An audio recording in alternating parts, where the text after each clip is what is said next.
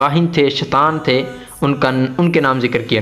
اسی طرح ایک بزرگ فرماتے ہیں کہ لغت میں شیطان سرکش، نافرمان اور حد سے گزرنے والے کو کہتے ہیں، اب وہ چاہے جنوں میں ہو یا انسانوں میں ہو۔ اسی طرح ہر چیز جو بھی سرکش ہو اس کو شیطان کہا جاتا ہے۔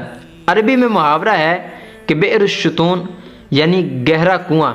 شیطان کو شیطان اس لیے کہا جاتا ہے کہ وہ بھی شر میں بھرا ہوا ہوتا ہے اور ہر طرح کی خیر سے دور ہوتا ہے۔ شیطان کو شیطان اسی وجہ سے کہتے ہیں۔ اب وہ لوگ غور کریں کہ جو اس طرح کی منافقت اختیار کرتے ہیں۔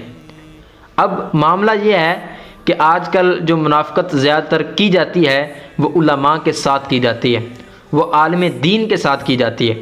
اسی طرح آپ فرماتے ہیں، ایک اور بزرگ کا قول ہے، فرماتے ہیں کہ جب وہ آ کر یہ کہتے ہیں کہ ہم تمہارے ساتھ ہیں اور رسول اللہ صلی اللہ علیہ وسلم پر ایمان لائے، تو وہ کہتے ہیں کہ ہم رسول اللہ صلی اللہ علیہ وسلم کے ساتھ استہزاء کرتے ہیں اور رسول اللہ صلی اللہ علیہ وسلم کے صحابہ کرام کے ساتھ بھی استہزاء کرتے ہیں، کیونکہ ہم ان کے سامنے آ کر اسلام ظاہر کرتے ہیں۔ امام ابو عبداللہ محمد بن رازی رحمۃ اللہ تعالی فرماتے ہیں، منافقین اہل اسلام کو احمق کہتے تھے، اس کی کیا وجہ ہے؟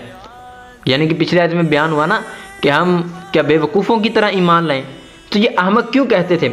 کیونکہ منافقین مالدار تھے اور صاحب اقتدار تھے، اور صحابہ کرام علیہم رضوان میں اکثر فقراء تھے۔ منافقین کے ہاں رسول اللہ صلی اللہ علیہ وسلم کا دین معاذ اللہ ثم معاذ اللہ باطل تھا، اور باطل کو قبول کرنے والا، اس پر عمل کرنے والا احمق ہے۔ انہی اسباب کی وجہ سے وہ رسول اللہ صلی اللہ علیہ وسلم اور صحابہ کرام کو یہ لقب دیا کرتے تھے۔ پھر اللہ تعالیٰ نے ان وجوہات کی بنا پر انہیں یہ لقب دیا، اور اللہ تعالیٰ ہی کا قول شریف حق ہے۔ حضرت سیدنا اکرمہ رضی اللہ تعالیٰ عنہ حضرت سیدنا سعید بن جبیر رضی اللہ تعالیٰ عنہ سے، حضرت سیدنا عبداللہ بن عباس رضی اللہ تعالیٰ عنہ سے روایت کرتے ہیں، آپ فرماتے ہیں کہ شیاطین ان کے امیر امراء اور سرداران کفر تھے اور ان کے ہم عقیدہ لوگ تھے۔ شیاطین یہودی بھی ان کو مشورے دیا کرتے تھے اور وہ رسول اللہ صلی اللہ علیہ وسلم کو اور قرآن کو جھوٹا کہا کرتے تھے۔ حضرت سیدنا عبداللہ بن سلام رضی اللہ تعالیٰ عنہ فرماتے ہیں، آپ فرماتے ہیں کہ ان منافقین کے استہزاء کا بدلہ رب تبارک و تعالیٰ کس طرح دے گا؟